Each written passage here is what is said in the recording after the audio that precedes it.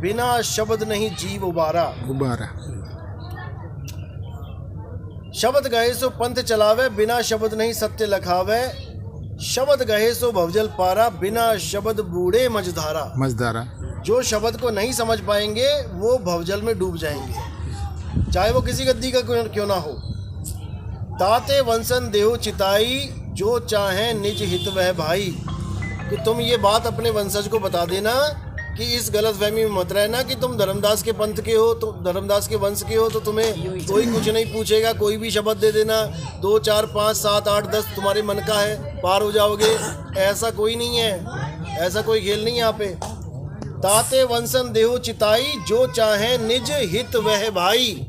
कि उनको साफ कह देना अगर तुम अपना भला चाहते हो तो वो शब्द ले लो जो विदेही शब्द है, विदेही शब्द। और ये 52 अक्षरों को छोड़ दो।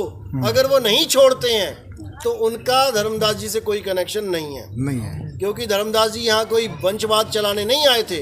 कबीर साहब ने बिल्कुल साफ कह दिया कि वंश के भले के में धोखे में कोई ना रहे कि वंश से जुड़ गया तो मैं पार हो जाऊंगा। जुड़ना शब्द से है, सच्चा शब्द आपको पार करेगा। ताते धर्मनी कर परचारा, बिना शब्द नहीं जीव उच्चारा। और ये क्या कहते हैं? बिना वंश नहीं जीव उच्चारा। ये कहते हैं वंश में आओगे तो पार हो जाओगे। कबीर साहब ने आशीर्वाद दे रखा है। कबीर साहब का आशीर्वाद क्या है? शब्द ही आशीर्वाद है, शब्द है। कबीर साहब जिसको आशीर्वाद देते हैं वो शब्द देते हैं उसे। बाबा नानक को आशीर्वाद दिया, क्यों नहीं बोल दिया उनको कि तुम भी वंशवाद चला दो? दादू जी को आशीर्वाद दिया शब्द का, उनको क्यों नहीं कह दिया वंश चला दो? मदन साहिब को आशीर्वाद दिया शब्द का। शब्द ही गुरु का आशीर्वाद होता है। इसी को बोला जाता है गुरु प्रसाद। गुरु प्रसाद एको सतनाम, सतनाम, ये सतनाम ही गुरु का प्रसाद है। एको सतनाम कर्ता पुरख निरपाओ निर्वैर अकाल मूरत, अजूनी सैभंग गुरु प्रसाद। तो ये गुरु का प्रसाद जो है वो शब्द है, ना कि किसी वंशवाद का मोहर। शब्द हुक्म नहीं टारे कभी, आनंद राज सुख बिलहे तब ही, जब आनंद मिलेगा। कह लगी कहो सुनो धर्मदासा, अगम भेद कियो परगासा। अगम भेद बात बताइए। अगम भेद शब्द है, शब्द, और शब्द ही हुक्म है। कोई हुक्म है, हुक्म को हमने पहचानना है।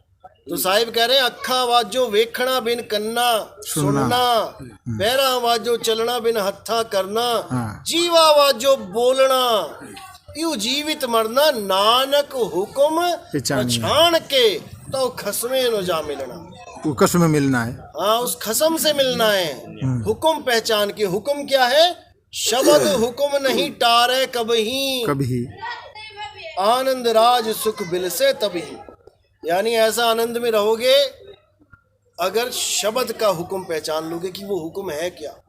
और क्या है हुक्म? सुरत फंसी संसार में तासे पड़ गई दूर, सुरत बांध स्थिर करो आठों पैर हुजूर। ये है मालिक का हुक्म, ना कि तुम कोई मंत्र जपने लग जाओ या 5 नाम दे दो या 8 नाम दे दो 10 नाम दे दो। ये तुम्हें फंसाने के लिए बनाए गए हैं 52 अक्कर। ये पहली दूसरी ज्ञान है। हाँ, शब्दे मारा गिर पड़ा, शब्दे छाड़ा राज, और जिन जिन शब्द विवेकिया तिनका सर गया काज। अब कौन से शब्द का विवेक किया आपने? गुरुजी ने आपको कुछ भी दे दिया, कुछ भी दे दिया A to Z। क्या आपने विवेक किया था उस वक्त कि गुरुजी आपने जो दिया है ये सही है या गलत है? सबने उठा के जेब में धर लिया और सब रटने लग गया। और गुरुजी भी मिल गए बोलने वाले, बेटा बताना मत किसी को। क्यों? अगर किसी को बता देगा तो वो कहेगा ये तो नाम गलत है तेरा, और वहाँ पे विवेक की बात चल पड़ेगी। कह रहे ना जिन जिन शब्द विवेकिया जाके सरिया काज, ताका सर गया काज। अब जब तुम्हारा खजाना खुल गया तभी तो परख करोगे। आप सोने की अंगूठी लेके तुम अलमारी में रखे रहो 100 साल, तुम्हें क्या पता असली है कि नकली है। जब जाके मार्केट में दोगे कि भैया मुझे इसके पैसे दे देना, तब लगेगा पता तब लगेगा कि कितने की है, असली है कि नकली है। जब तुमने छुपा ही ली तो तुम्हें क्या पता असली है कि नकली है। हाँ, तो वो तो नकली हो सके, नकली भी हो सकती है। इसीलिए साहिब ने बोला सबका हुका लीजिए, साचा शब्द निहार, और पक्षपात मत कीजिए, कहे कबीर विचार। तुम्हारे पास क्या नाम है तुम खुल के बोलो ना। तुम क्या एक तो 52 अक्षर देते हो, भी छुपा लेते हो। पानी पिलाए नहीं, जल वाटर जपवा दिया, वो भी कहते बताना मत किसी को। कमाल कर दी। शब्द शब्द बहु अंतरा, सार शब्द मत लेहू, और सार शब्द ग्रहण करी, त्याग असार को देहू। असार शब्द को त्याग दो। जैसे वो भगत जी कह रहे थे कि विवेकदास कहते हैं सतनाम नाम की कोई चीज नहीं है। अब सतनाम का मतलब है सार नाम। सार नाम, सतनाम ही सार है। पहली वाणी देखो कबीर सागर की। हाँ। सत्य नाम है सार, बूझो संत विवेक करी, उतरो भव जल पार, सतगुरु का उपदेश यही। अब तुम कह रहे हो सतनाम कुछ नहीं है, तो फिर सार भी कुछ नहीं है। फिर क्यों बोल रहे हो कि सतगुरु ऐसा चाहिए जैसा सूप सुहाए, और सार सार तो गही रहे थोथा दे उड़ाए। फिर इस वाणी को भी हटाओ। अगर सतनाम कुछ नहीं है तो सार भी कुछ नहीं है। लेकिन ये लोग नहीं समझ सकते, तो कहते हैं सत्य नाम को सिमर के तर गए पतित अनेक, और तेही कारण नहीं छोड़ी एक सत्य नाम की टेक। इसी को समझना है। सतगुरु सोई सतनाम बतावे। बतावे क्या? वो तो दीवार पे लिखा है। हाँ। तो इसको पढ़ पढ़ के कोई भी बोल देगा तो वो सतनाम यानी सतगुरु हो गया क्या? वो नहीं है। सतनाम जपाने वाले को सतगुरु नहीं कहते, लखाने को। सतगुरु सोई सतनाम बतावे, तुम्हें बताए कि सतनाम होता क्या है, और बाकी गुरु कोई काम ना आवे।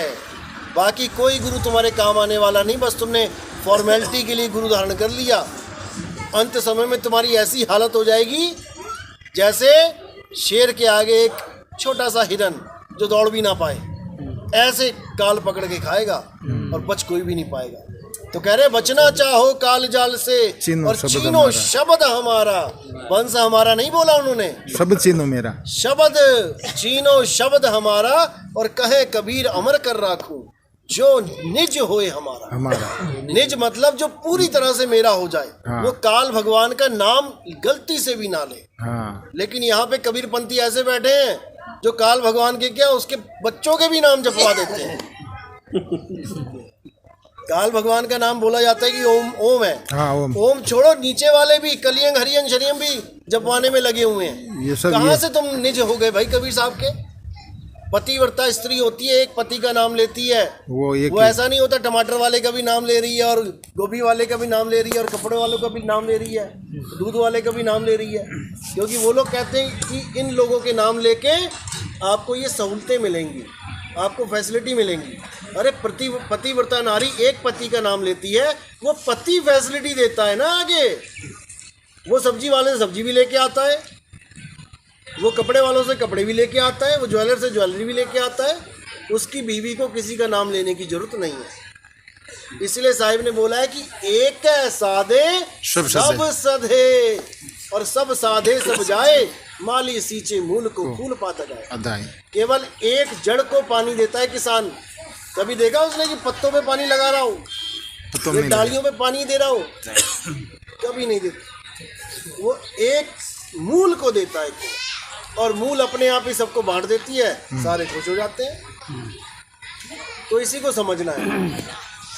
तो यही कह रहे मलूक जी, दास मलूक सलूक कहते हैं, खोजो खसम का कबीर। खसम कौन है हमारा? कबीर।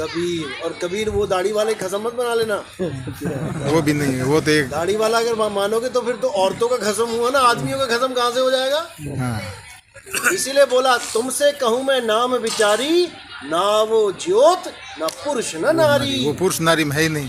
नारी पुरुष और ज्योत यही सबसे बड़ा अड़ंगा है, तीन। जितने भी गुरु मिलेंगे आपको, या तो कह देंगे ये आ गया परमात्मा भाई पूज ले, अपने शरीर की पूजा करवाएंगे, अपने शरीर से आस लगवाएंगे। लेडी साधु होगी कोई, वो कहेगी बेटा मैं आऊंगी लेने तुझे, क्योंकि फार्मूला चला रखा है, जो नाम देगा वो लेने आएगा। बताओ, जो नाम देगा वही लेने आएगा। क्या सिस्टम बना दिया? ये कोई सिस्टम ही नहीं था, केवल अपने आप को परमात्मा बनाने के लिए कि मेरे से आस लग जाए इसकी, मुझे परमात्मा की तरह पूजे, कि मैं ही लेने आऊँगा। कहीं मेरे गलती से कुछ गलती हो गई, ये लेने नहीं आएगा भाई, क्या करेंगे फिर? जबकि ऐसा कुछ है ही नहीं यहाँ पे। कबीर पंथ में ऐसा कुछ नहीं है। एक डाल दो पंछी बैठे, एक गुरु एक चेला, और गुरु की करनी गुरु भरेगा, चेले की करनी चेले। कोई लेने नहीं आएगा, तुमने पहुंचना है वहां पे, एड्रेस लेके पहुंचोगे वह देश जब तुम सुध रहे ना दे, और 5 तत्व गुण 3 नहीं, ऐसा शब्द मिले विदेश शब्द है। क्योंकि तुम्हारी सूरत को पहुंचाना गुरु का काम है, उसको लक्ष्य देना गुरु का काम है। तुम्हारी सूरत गुरु के बिना क्या है, भटक रही है संसार में। संसार में भटक रही है। किसको पूजूं? कोई पत्थर को भगवान मान के पूज रहा है, पूरी श्रद्धा लगा रखी है। हाँ। कोई तीर्थों में भाग रहा है, कोई पहाड़ों की परिक्रमा कर रहा है कि परमात्मा मुझे बख्श लेगा, कोई पीपल की, कोई तुलसी की पूजा कर रहा है। बताओ क्या तुलसी बचाएगी तुम्हें? अभी गाय आके खा जाए उसको क्या बचाएगी? वो क्या बचाएगी? खुद को नहीं बचा पा रही, तुम्हें क्या बचाएगी? बचाएगा कौन? शब्द गुरु बचाएगा। बचना चाहो काल जाल से, चीनो शब्द हमारा, यानी मेरी देह मत चीन लेना। शब्द चीनो। मैं राम जी कृष्ण जी की पूजा नहीं करता, मैं तो कबीर साहब की पूजा करता हूँ। फोटो लगा दिया, अगरबत्ती कर रहा है। देह को चीना है, जबकि वो कह रहे देह नहीं चीननी है, शब्द को चीनना है। शब्द गहे सो वंश हमारा, ना तो पड़ा काल की धारा। तो इसीलिए बोला शब्द बिना सुरत आंधरी, कहो कहाँ को जाए, और द्वार ना पावे शब्द का, फिर भटका खाए। एक YouTube पे सुन रहा था मैं कल, वो कहता कोई शब्द का द्वार नहीं होता। वो भाई तेरे लिए नहीं होता, वो मन की बात कर रहे हैं। वो तेरे लिए नहीं होता क्योंकि तेरे पल्ले नहीं पड़ी, लेकिन शब्द का द्वार होता है, बिल्कुल होता है। शब्द द्वार होता है। और उसी द्वार के लिए बोला द्वार धनी के पड़े रहो, और धक्का धनी का खाओ, कबहू धनी निवाजी हैं जो द्वार छोड़ न जाओ। क्यों नहीं होता शब्द का द्वार? तो ऐसे भरमाने वाले भी बहुत है। तब क्या कह रहे हैं आगे? शब्द हमारा आदि का, और सुन मत जा सरक, जो चाहे निज तत्व को शब्द ही ले परख। अब बताओ, अब निज तत्व भी बता दो क्या होता है निज तत्व। शब्द तो बाद में परख लेंगे।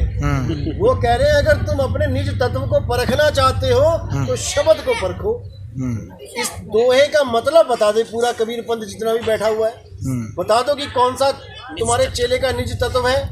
उसको लखने के लिए तुमने कौन सा शब्द दे दिया उसको, वो तुम्हारे शब्द को लखे या अपने निज तत्व को लखे, यही बता दो। भाई यहाँ पे 2 चीजें हो गई, यहाँ पर एक नहीं रही। जो चाहो निज तत्व को तो शब्द ही ले परख। अब तुम चाहते क्या हो? तुम अपना स्वरूप चाहते हो लखना या गुरु का शब्द लखना चाहते हो? 2 चीजें हो गई यहाँ पे।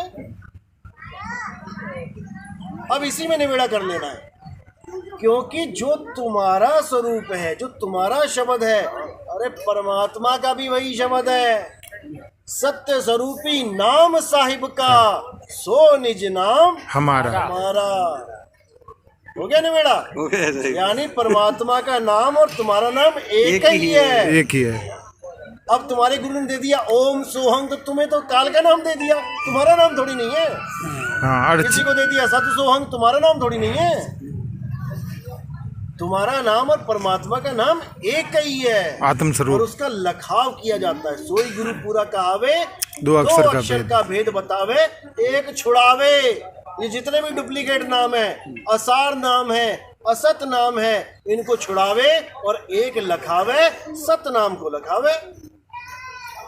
उसी सतनाम की महिमा बाबा नानक गाते हैं, सतनाम वाहे गुरु, सतनाम वाहे गुरु। बस इसी को समझना है। कबीर पंथ का जो मूल है वो सतनाम ही है। कबीर साहब की फोटो के सामने देखना, कहीं भी आपको आगे पीछे सतनाम जरूर लिखा मिलेगा।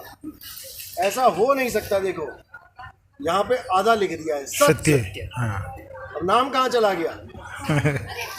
ये तो लिख दिया इन्होंने, से कोई बात नहीं। असल में इनका नाम है ये सत्य है, सत्य। और आपका भी यही नाम है, सत्य। सत बताने आता है गुरु यहाँ पे, सत जपवाने नहीं आता कि तुम सतनाम जपते रहो। सत सोहंग। ये सत्य है क्या तुम्हारे शरीर में, उसका लखाव कराया जाएगा। क्योंकि जो चाहे निज तत्व को, अब निज तत्व तुम्हारा किसी और के पास थोड़ी नहीं पड़ा है, वो खुद ही है, तो इसी में है, इसी में लखाना है। अब ये फूल मेरे पास पड़े हैं, अब जो मुझे मेरे फूल मुझे बताने आएगा तो कोई नाम जपवाएगा क्या इसका? वो तो मेरे पास जो तत्व पड़ा है उसका ज्ञान करा देगा, ये है बेटा फूल, बात खत्म हो गई। सैन के द्वारा। जैसे ये फूल पीछे पड़े हैं, नहीं दिख रहे, तो वो सैन दे देगा, बेटा पीछे देख, और मैं पीछे देखूंगा, मिल गए। तो वस्तु कहीं और ढूंढे कहीं, कैसे लागे हाथ। गुप्त वस्तु तब मिला भेद ही लीजिए साथ। भेद बता दिया उसने, ये पड़ी है तेरे पीछे। वो भेद बताने वाला ही गुरु होता है। क्या करना है, बस पलटना है और कुछ नहीं करना। तो कह रहे उलट समानी आप में, मैं जैसे ही उल्टा, प्रगटी ज्योत अनंत, लो जी प्रकट हो गई, इसको ढूंढ रहा था मैं। और साहिब सेवक एक संग, पहले सदा बसंत, अब पतझड़ नहीं होगी।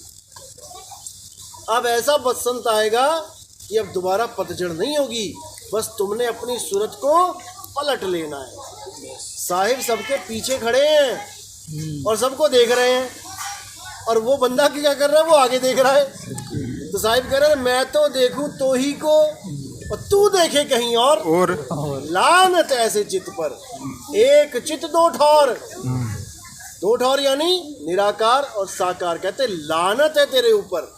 कभी कहता है परमात्मा निराकार है, कभी कहता है परमात्मा साकार है। सारी दुनिया इस निराकार और साकार में उलझी पड़ी, तीन गुणा में। कोई भी धार्मिक बंदा है, तुम उसको पकड़ लो, इधर आजा भाई, परमात्मा साकार है कि निराकार है, उनमें से एक बता देगा तुम्हें। कि भैया अगर होगा आर्य समाजी, अगर होगा ईसाई, अगर होगा मुसलमान, कहेगा नहीं परमात्मा तो निराकार है। और अगर होगा कोई बुत पूजने वाला हिंदू धर्म में, देवी देवता, वो कहेगा अरे भगवान राम जी हैं, भगवान कृष्ण जी हैं, साकार है भाई। या कबीरपंथी भी कई बैठे हुए हैं कि परमात्मा तो साकार है, वो कुर्सी लगा के बैठा है सतलोक में, ऐसे भी बैठे हुए हैं। तो साकार और निराकार ये दोनों ही काल का जाल है, इन दोनों से परे हो जाना है। कैसे परे होगे? जब साकार और निराकार को एक मानोगे, तब इनसे परे हो सकते हो, नहीं तो नहीं हो सकते।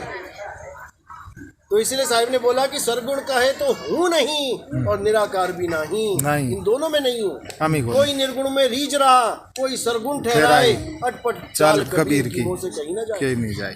बिल्कुल साहिब ने हर चीज क्लियर कर रखी है कि निराकार और साकार, इन दोनों से जब परे हो जाओगे, तब तुम्हें समझ में आएगा कि ये शब्द क्या है। जो चाहो निज तत्व को शब्द ही लो परख, तब समझ में आएगा ये शब्द क्या है।